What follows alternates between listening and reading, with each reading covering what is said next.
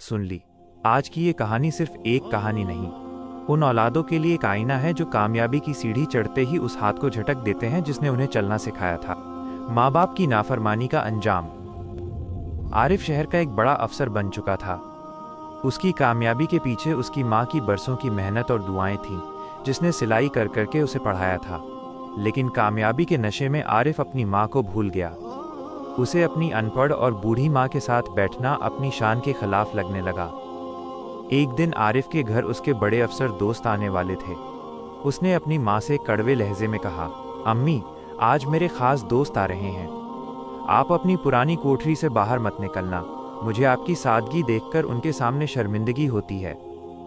माँ की आंखों में आंसू आ गए, पर उन्होंने उफ तक न की और चुपचाप अपनी अंधेरी कोठरी में चली गईं।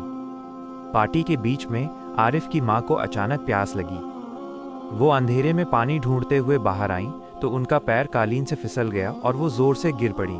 सब दोस्त वहां जमा हो गए। आरिफ ने शर्मिंदा होने के बजाय गुस्से में अपनी माँ को डांटा और सबके सामने उन्हें धक्का देकर वापस कमरे में भेज दिया। उसी रात आरिफ को एक भयानक सपना आया कि वो एक रेगिस्तान में प्यासा मर रहा है और पानी का हर घड़ा उसकी माँ के हाथों में है, लेकिन वो उन्हें पहचान नहीं पा रहा। अगले दिन जब वो अपनी माँ से माफ़ी मांगने गया तो देखा कि माँ हमेशा के लिए आंखें मूंद चुकी थीं। उनके तकिए के नीचे एक कागज़ मिला जिस पर लिखा था, बेटा, मेरी दुआएं हमेशा तेरे साथ हैं, पर अब मेरी मौजूदगी तुझे शर्मिंदा नहीं करेगी।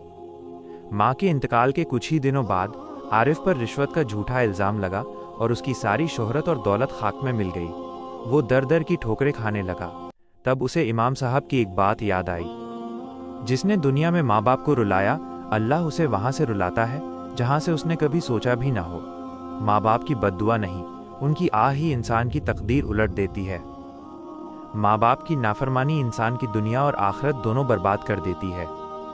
उनकी सेवा ही जन्नत का दरवाज़ा है।